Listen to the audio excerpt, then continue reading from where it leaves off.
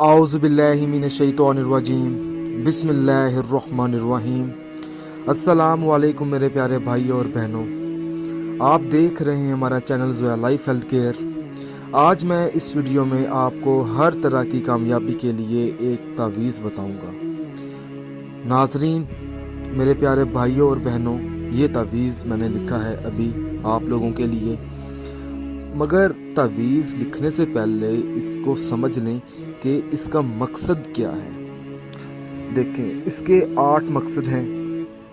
सबसे पहला ये कि आप किसी से शादी करना चाहते हैं, अगर कोई रुकावट पेश आ रही है तो आप इस तावीज़ का इस्तेमाल कर सकते हैं। रिश्ते के लिए भी कर सकते हैं, जायज़ मोहब्बत के लिए भी कर सकते हैं, अपनी हाजत के लिए भी कर सकते हैं, दुश्मन की ज़ुबान बंद करने के लिए भी आप कर सकते हैं, कामयाबी के लिए भी कर सकते हैं, महबूब की कामयाबी के लिए भी कर सकते हैं, घर में मोहब्बत पैदा करने के लिए भी आप ये तावीज़ का इस्तेमाल कर सकते हैं। नाज़रीन, अब सवाल ये पैदा होता है कि ये तावीज़ आपने लिखना कब है। अगर आपको ये तावीज़ चाहिए तो आपने मुझे इस वीडियो के नीचे कमेंट करना है ताकि मैं आप लोगों तक ये तावीज़ पहुंचा सकूं।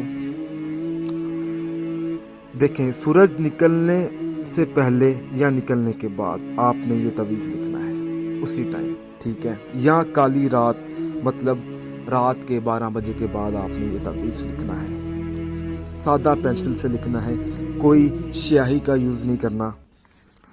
लिखने से पहले आपने 41 बार सूरत नास का विर्द करना है और सबसे पहले आपने बिस्मिल्लाहिर्रहमानिर्रहीम भी पढ़नी है। अब इस्तेमाल का तरीका मैं आपको बता देता हूँ। जब आप ये तावीज़ लिख लेंगे, ठीक है ना, इसके नीचे आपने अपना मकसद लिखना है तावीज़ लिखने के बाद, ठीक है ना, इनमें से आपका जो भी मकसद होगा। अब अगर आपने तावीज़ लिख लिया है मिसाल के तौर पर, आपने नाज़रीन फिर ये तावीज़ को ना 7 दिन अपने पास रखना है। 7 दिनों के बाद आपने 41 मरतबा सूरत नास पढ़कर इस तावीज़ को आपने साफ़ पानी में बहा देना है।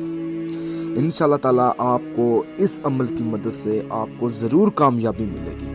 अगर आप मुझसे कोई सवाल पूछना चाहते हैं या कोई ऐसी चीज़ है जो आपको समझ नहीं आई, अगर कोई ये तावीज़ लिखना चाहता है, ठीक है, अगर किसी को इसकी सख्त ज़रूरत है, वो अपना नाम लेकर मुझे इस वीडियो के नीचे कमेंट करें ताकि हमें पता हो कि फ़लाँ शख्स ये तावीज़ लिख रहा है। अगर आपको हमारी ये वीडियो पसंद आई है तो इस वीडियो को ज़रूरतमंद लोगों तक ज़रूर पहुँचाएँ। जज़ाकल्लाह।